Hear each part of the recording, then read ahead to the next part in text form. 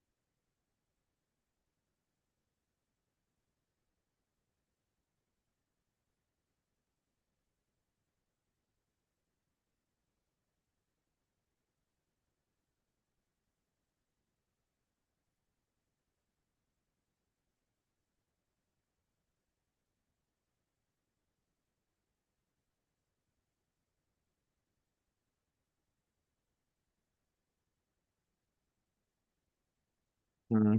நான் நினைக்கிறேன் நிறைய பேர் ரெக்கார்டிங் பார்க்கல அப்படின்ட்டு. நீங்க ரெக்கார்டிங் பார்த்தீங்கன்னா எல்லாரும் ஹேண்ட் ரைஸ் பண்ணுங்க. அப்ப நான் ரெக்கார்டிங்ல இருந்த விஷயத்தை விட்டுட்டு அடுத்த விஷயத்துக்கு போய்த்துருவேன்.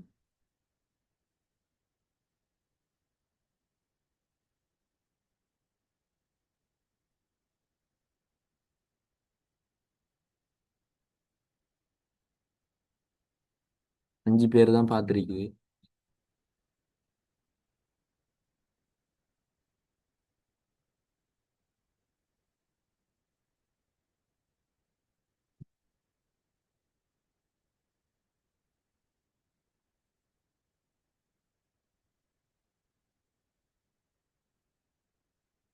சரி, நான் வந்து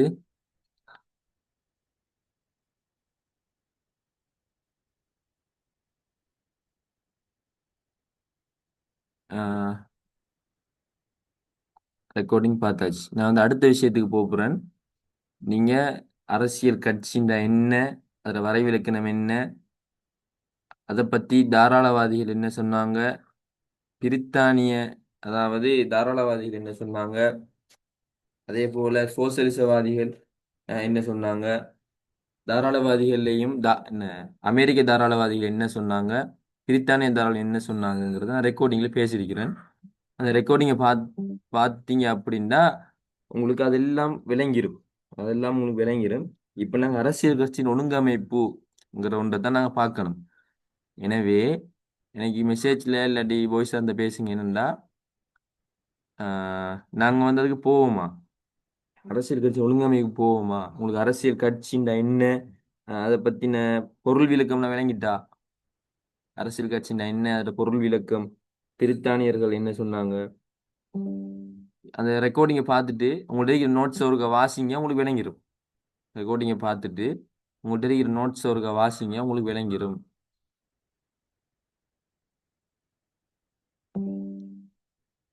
சரி. அஹ் இப்ப நான் ஒரு விஷயத்த சொல்லி தரும்போது நீங்க என்ன செய்றீங்க, அதை விளங்கிட்டு நோட்ஸை வாசிக்கிறீங்க, உங்களுக்கு கிளியர், உங்களுக்கு புரியுது அப்படின்னா, நீங்க வந்து உங்களுக்கு அந்த விஷயம் நல்லா புரிஞ்சிட்டு அப்படின்னா, அந்த நாள், அந்த நான் படிச்சு தந்த அதே நாள் என்ன செய்றீங்க, நான் படிச்சு தந்தது சம்பந்தமா பாஸ்ட் பேப்பர்ல வந்திருக்கான்ட்டு தேடுறீங்க. அப்ப குறிப்பிட்ட ஒரு வருஷத்துல இந்த கேள்வி வந்திருக்கீங்கிறத நீங்க கண்டுபிடிக்கிறீங்க. கண்டுபிடிச்சு அந்த கேள்வி உங்களோட கொப்பில எழுதி, அதுல விடையை பாஸ்ட் பேப்பர்ல தேடி உங்களோட கையால அறிமுகத்தை எழுதி, உள்ளடக்கத்தை எழுதி, முடிவுரை எழுதி, அந்த கேள்வியை இப்ப நீங்க விளங்கிட்டீங்க. அதை 2 தரம் 3 தரம் வாசிச்சு அதை நீங்க மனசுல ஏதோ ஒரு மெமரி டெக்னிக் மூலமா நிப்பாட்டுறீங்க அப்படின்டா, இப்படி இப்ப நாங்க 2வது யூனிட் போயிட்டு இருக்கிறோம். தொடர்ந்து செஞ்சுட்டு வந்தீங்கன்னா எங்கட கிளாஸ் இன்ஷா அல்லாஹ் ஒரு 3 மாசத்தால முடியும் அல்லது 4 மாசத்தால முடியும்.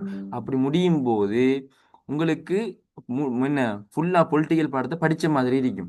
சிலாக்களுக்கு என்ன பிரச்சனைன்னு சொன்னா, படிக்கிறதுக்கு 15 யூனிட் இருக்குது, படிக்கிறதுக்கு 15 யூனிட் இருக்குது, அது எல்லாத்தையும் மொத்தமா பார்க்கும்போது மனசு உடைஞ்சு போகுது. என்ன செய்யுது, மனசு உடைஞ்சு போகுது, படிக்க மனசு வருது இல்லைங்கிறதான் பிரச்சனை. நான் வந்து படிக்கிறதுக்கு உட்காருவேன். வாசிச்சுட்டு போவேன். ஆனா நாள் கொஞ்ச நேரம் படிக்க எவ்வளவு இருக்குன்னு நினைக்கும் போது எனக்கு என்ன செய்யுது, படிக்க மனசு வருது இல்லைன்னு சொல்லுவீங்க.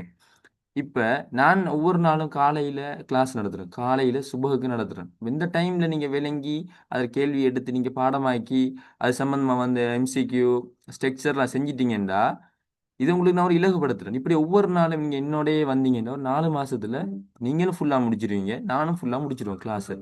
ஆனா, இப்ப நான் படிச்சு தாரத நீங்க இன்னொரு நாள் படிச்சு பாடமாக்குறத பிற்போட்டீங்கன்னு சொன்னா, இதெல்லாம் சேர்ந்து, சேர்ந்து, சேர்ந்து இறுதியில வந்து உங்களுக்கு எல்லாமே இறுகி போகும்.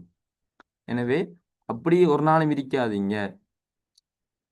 எனவே நீங்க 3 பாடத்தையும் பேலன்ஸா படிக்கணும். எனவே நீங்க பொலிட்டிக்கலுக்கு ஒரு நாளைக்கு 3 மணித்தியாலம் அல்லது 4 மணித்தியாலம் தான் வழங்கலாம். அதுல ஒரு 40 நிமிஷம் எங்கட கிளாஸ்ல போகுது. எனவே அந்த 40 நிமிஷத்தை நீங்க புரியிறது தான் உங்களோட நோக்கம். வேற ஒன்றும் இல்ல. புரியிறது. புரிஞ்சிட்டீங்கன்னா, மத்த ஒரு 2 மணித்தியாலத்துல அத நீங்க டக்குனு பாடமாக்கி பாஸ் பேப்பர்லாம் செஞ்சு முடிச்சிற இயலும். அதுக்கு பிறகு இப்படி ஒவ்வொரு நாளும் போனீங்கன்னா, உங்களால என்ன செஞ்ச இயலும்? அரசறிவியல் ஃபுல்லா உங்களுக்கு ஞாபகம் வைக்கும். இப்ப நாங்க அரசியல் கட்சியின் ஒழுங்கமைப்புங்கிறத பார்ப்போம். அரசியல் கட்சியின் ஒழுங்கமைப்பு என்று பார்ப்போம். அது ஒன்றுமில்ல. அத நீங்க நோட்ஸ் சும்மா சாதாரணமா வாசிச்சாலே விளங்கும். அ அரசியல் கட்சிங்கிறது ஒரு வகையில ஒழுங்கமைஞ்சிருக்குது. இப்ப சொல்லப்போனா, எங்க பாடசாலையில ஒழுங்க பாருங்க.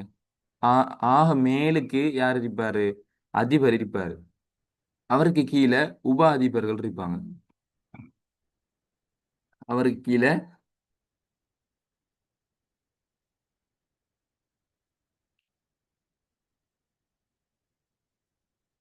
அவருக்கு கீழ யார் இருப்பாங்க அப்படின்னா, உப அதிபர்கள் இருப்பாங்க. அந்த அதிபருக்கு கீழ செக்ஷன் செக்ஷன் ரீதியாக என்ன செய்வாங்க? ஆசிரியர்கள் இருப்பாங்க. அவங்களுக்கு கீழ ஒவ்வொரு வகுப்பாசிரியர்கள் இருப்பாங்க. அவங்களுக்கு கீழ மாணவ தலைவர்கள் அ இருப்பாங்க. அவங்களுக்கு கீழ மானிட்டர்மார் இருப்பாங்க. அவங்களுக்கு கீழ என்ன செய்வாங்க? மாணவர்கள் இருப்பாங்க. இதே போல தான் அரசியல் கட்சியிலேயும் ஆக மேலுக்கு தலைவர் இருப்பாரு. அதுக்கு கீழ அடுத்தடுத்த கட்டங்களா என்ன தொண்டர்கள் இருப்பாங்க. இது ஒரு முக்கோண வடிவில இருக்கும். மேல அவர் ஆர்டர் போட்டா, கீழ இருக்கிற தொண்டர்கள் எல்லாம் அத நிறைவேற்றுவாங்க. இதான் ஒரு அரசியல் கட்சியோட ஒழுங்கமைப்பு. அரசியல் கட்சி இப்படித்தான் ஒழுங்கமைஞ்சிருக்குது. சரியா? இப்ப உங்கள்ட்ட இருக்கிற நோட்ஸ் எடுத்து கொஞ்சம் அரசியல் கட்சியின் ஒழுங்கமைப்புங்கிற தலைப்பை வாசிங்க. அரசியல் கட்சியோட ஒழுங்கமைப்பு கொஞ்சம் வாசிங்க. இதுல வந்து ஸ்ட்ரக்சர் கேள்வி ஒன்றும் இருக்குது. அதெல்லாம் பாருங்க. அது யாரு? இந்த ராபர்ட் மிச்சல். இத என்ன சொல்றாரு அப்படின்னு பாருங்க. ஆஹ் அரசியல் கட்சியின் ஒழுங்கமைப்பு. நான் இப்ப அடுத்ததுக்கு போவோம். நான் அரசியல் கட்சியின் ஒழுங்கமைப்பு நான் கடைசியில ஒன்று விளங்கிட்டான்னு கேட்பேன். விளங்காட்டி திரும்ப விளங்கப்படுத்துறேன். இப்ப அரசியல் கட்சிகளை வகைப்படுத்துங்கிறத பார்ப்போம். அரசியல் கட்சிகளை வகைப்படுத்தல்.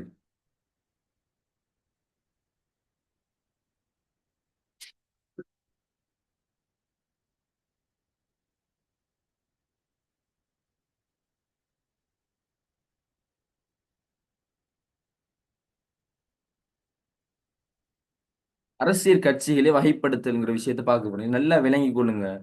இது வந்து எம்சிக்யூக்கெல்லாம் நிறைய வார. அடுத்தது அரசியல் கட்சிகளை விளங்கிக் கொள் அப்படின்னா அந்த இதங்களை தெரிஞ்சாதான் அந்த பிற்காலத்துல பின்னுக்கு அரசியல் கட்சி சம்பந்தமா ஒரு தனி நோட்ஸ் இருக்குது. நான் நினைக்கிறேன் எத்தனாவது யூனிட் நீங்க மறந்துட்டு 13ஆவதா இருக்குமாக்கும். சரியா நீங்க மறந்துட்டு அரசியல் கட்சி நாங்க தண்ணிய ஃபுல்லா பார்க்க போறோம். இலங்கையில எப்படி அரசியல் கட்சி இருந்துச்சுன்னு சொல்லி பார்க்க போறோம். அது உங்களுக்கு விளங்கணும்டா இது உங்களுக்கு விளங்கணும். எனவே அரசியல் கட்சியின் வகைகள்ல நாங்க எத்தனையா பிரிப்போம் அப்படின்னா ஒரு 4 வகையை நாங்க பார்க்கலாம். முதலாவது காடர் கட்சிகள். முதலாவது என்ன? காடர் கட்சிகள். காடர் கட்சிகள் அப்படின்னா என்னண்டா பணக்காராக்கள கட்சி. பணக்காராக்கள் அவங்களோட கட்சி தான் காடர் கட்சிகள். அதாவது உயர் குலாமாக்கள். ஒரு சமூகம் இருந்தா அதுல உயர் குலாம் யாரு?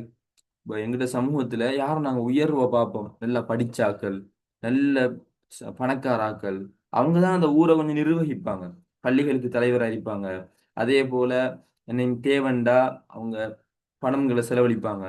இப்படி ஒரு நாட்டுல உயர் குலாமாக்கள் நல்லா படிச்சவங்க, வெளிநாடுகள்ல போய் படிச்சுட்டு வந்தவங்க, நல்லா உழைக்கிறவங்க, இவங்க எல்லாம் உயர் குலாமாக்கள். இவங்க எல்லாரும் சேர்ந்து ஒரு அரசியல் கட்சியை உருவாக்கி அதுக்கு தேவையான போது அவங்க காசு கொடுப்பாங்க. அந்த உயர்குலாமாக்களை காசு போட்டு அந்த கட்சியை உருவாக்குவாங்க. இவங்க வந்து பெரிய பணக்காரர்கள் தானே. எந்த நேரமும் அரசியல் கட்சியில இருந்துட்டு என்ன அடிமட்டத்துல இறங்கி வேலை என்ன செய்ய மாட்டாங்க. தேர்தல் வந்தா அந்த டைம்ல அவங்க அரசியல் கட்சி வரும், பிரச்சாரம் செய்வாங்க, அவங்களோட வாக்கு எடுக்க பார்ப்பாங்க. தேர்தல் முடிஞ்சா அதோட அவங்க நின்றுவாங்க. இப்ப மழை மழை வந்தா என்ன, சில டைம்ல உங்களுக்கு தெரியும், ஒரு சீசன் வந்தா எங்களுக்கு சில பழங்கள் கிடைக்கும். வெயில் காலம் வந்தா வெள்ளரி பழம், அப்படி சில சீசன் கிடைக்கிற மாதிரி ஒரு தேர்தல் சீசன் வந்தா இவங்க வருவாங்க. வந்து ஓட்டெல்லாம் கேட்டுட்டு அந்த சீசன் முடிய இவங்க போய்த்துருவாங்க. இவங்க அப்ப இந்த கட்சியில இருக்கிறது யாருன்னா உயர்குலா மக்கள். அவங்க தான் உருவாக்குவாங்க. அவங்களே அதுக்கு என்ன காசு கொடுப்பாங்க. அதை அவங்க தான் நடத்துவாங்க. அப்ப அரசியல் கட்சி நாங்க ஏற்கனவே பார்த்தோம் என்ன, ஒரு அரசியல் அதிகாரத்தை எடுக்கிறதுக்காக ஒரு குறிப்பிட்ட கொள்கையோட ஒரு கூட்டம் சேருது. அந்த கூட்டம் தான் யாரு? அரசியல் கட்சி. அந்த அரசியல் கட்சியில சில வகைகள் இருக்குது. அந்த அரசியல் கட்சியில சில வகைகள் இருக்குது. ஒரு வகை என்ன அப்படின்னு சொன்னா காடர் கட்சிகள். நல்லா பேரை ஞாபகம் வச்சுக்கணுங்க. காடர் கட்சிகள். சரியா? காடர் கட்சிகள்ங்கிறது தான் முதலாவது வகை. அதை எப்படி பிரிப்போம்னு சொன்னா முதலாவது வகை காடர் கட்சிகள், மகாஜன கட்சிகள். முதலாவது வகை எப்படின்னா காடர் கட்சிகள், மகாஜன கட்சிகள். அதாவது இது எப்படின்னா உண்மை பொய்ங்கிற மாதிரி. உண்மையிட எதிர் வந்து பொய். அத மாதிரி காடர் கட்சி எதிர் மகாஜன கட்சி. காடர் கட்சி, மகாஜன கட்சி. மகாஜன கட்சின்னு என்னண்டா அதுக்கு எதிர் அப்படியோ. இந்த கட்சி உருவாக்கினது மக்கள், சாதாரண மக்கள் உருவாக்குவாங்க. இதுக்கு ஃபண்ட் பண்றதெல்லாம் பொதுமக்கள் தான். அவங்களோட சந்தா வருமானமோ ஏதோ ஒன்று மூலமா அதுக்கு அந்த கட்சிகளுக்கு சல்லி போகும். அவங்க எப்பவுமே அந்த சமூகத்துல வாக்குக்காக போராடி கொண்டிருப்பாங்க. இது வந்து மகாஜன் கட்சி. இது வந்து இப்ப உதாரணம் சொல்ல போனா முஸ்லிம்களுக்கு விளங்கும். எங்கட ஊர்ல என்ன சில வந்து ஜமாத்துகள் இருக்கும்.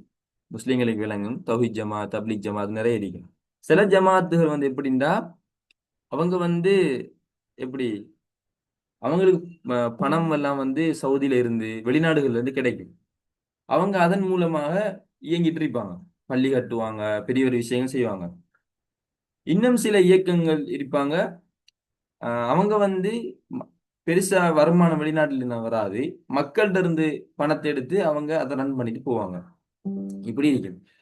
இன்னும் சொல்ல போனா இப்ப என்ன, இன்னும் சொல்ல போனா பாருங்க, எங்கிட்ட வகுப்பு எடுங்க, எங்கிட்ட கிளாஸ் எடுங்க. அதுல பணக்கார பிள்ளைகளும் இருக்கும், ஏழை பிள்ளைகளும் இருக்கும்.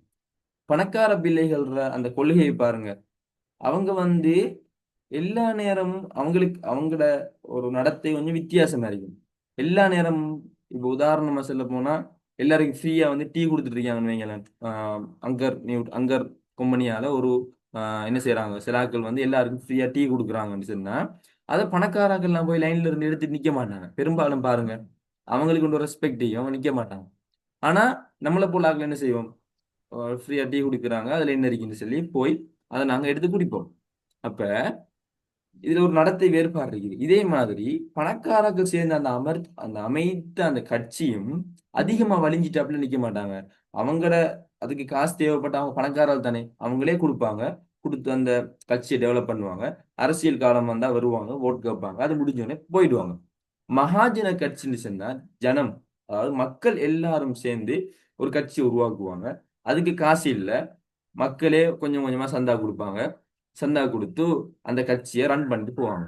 இது மகாஜன கட்சி. இதுதான் காடர் கட்சி, மகாஜன கட்சிக்குள்ள வித்தியாசம். உங்க டியூட்ல உதாரணங்கள் இருக்குது, அதை கொஞ்சம் பாருங்க.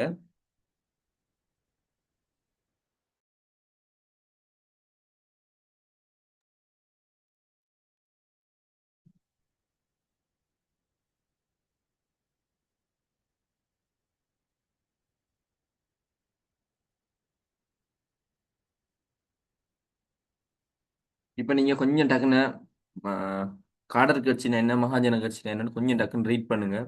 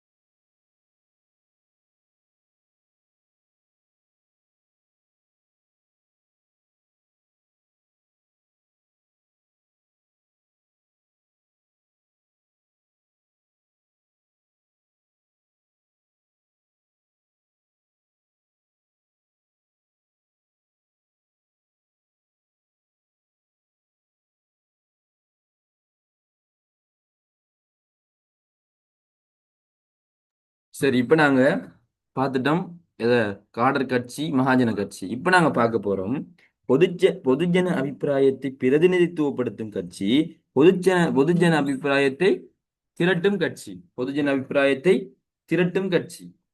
சரியா? இதை விலையும் கொள்ளுங்க. இப்ப அடுத்த நோட்ஸுக்கு போங்க. நோட்ஸை பாருங்க. பொதுஜன அபிப்பிராயத்தை பிரதிநிதித்துவப்படுத்தும் கட்சி. அடுத்தது பொதுஜன அபிப்பிராயத்தை திரட்டும் கட்சி. ரெண்டுக்கும் வேறுபாடு பாருங்க. நீங்க இதுல மொழி நல்ல பரிச்சயம் இருந்தாலே உங்களுக்கு விளங்கிடும். பொதுஜன அபிப்பிராயத்தை பிரதிநிதித்துவப்படுத்தும் கட்சின்னா மக்கள் மத்தியில சில கருத்துக்கள் இருக்கும். இப்படி இருந்தா நல்லம், இப்படி இருந்தா நல்லம் அப்படின்ற கருத்துக்கள் இருக்கும். அந்த கருத்துக்களின் அடிப்படையில அவங்க கட்சியை உருவாக்கி அவங்க என்ன செய்வாங்க, அதை பிரதிநிதித்துவப்படுத்துவாங்க. இதுதான் எங்கிட்ட கருத்து, மக்கள் இப்படித்தான் கருத்து கொண்டிருக்கிறாங்கன்னு சொல்லி அதை பிரதிநிதித்துவப்படுத்துவாங்க. இன்னும் சில கருத்து இருக்குது. என்ன? அடுத்த கட்சி அபிப்பிராயத்தை திரட்டும் கட்சி. இவங்க என்ன செய்வாங்க, இவங்க ஒரு கருத்தை உருவாக்கி அத மக்கள் மத்தியில பேசி அவங்கள என்ன கன்வெர்ட் பண்ணி அதை எடுக்க பார்ப்பாங்க.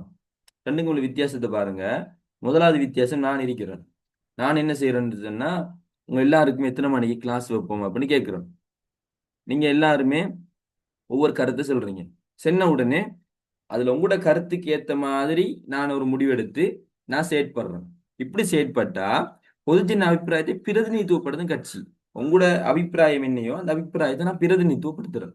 ஆனா உங்களோட நான் என்ன செய்யறேன், நாளைக்கு வந்து இத்தனை மணிக்கு கிளாஸ் நாங்க வைப்போம், இப்படி வச்சாதான் நல்லம், இதுல இந்த நன்மை இருக்குது அப்படின்னு சொன்ன நீங்க எல்லாரும் மாறுறீங்க. இப்ப பொதுஜன அபிப்பிராயத்தை திரட்டும் கட்சி. உங்களோட அபிப்பிராயத்தை திரட்டுறேன், நான் திரட்டி நான் எடுக்கிறேன். சரியா? இதுதான் பொதுஜன அபிப்பிராயத்தை பிரதிநிதித்துவப்படுத்தும் சில கட்சிகள் இருக்குது. அதுல உதாரணங்கள் உங்களோட டியூட்ல வாசிங்க. அதே போல பொதுஜன அபிப்பிராயத்தை உருவாக்க கட்சிகள் இருக்குது. இது முடிய போகுது. டக்குன்னு விளங்கிட்டா இது வரைக்கும் சொல்லுங்க. நான் என்ன செய்வேன், மிச்சத்தை டக்குன்னு வாட்ஸ்அப்ல நான் ரெக்கார்டிங் போட்டு விடுறேன்.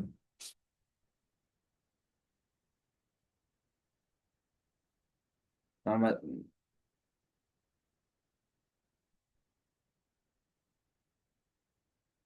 சரி, காடர் கட்சி நம்மளுக்கு என்னென்னு விளங்கிட்டு பணக்காராக்குற கட்சி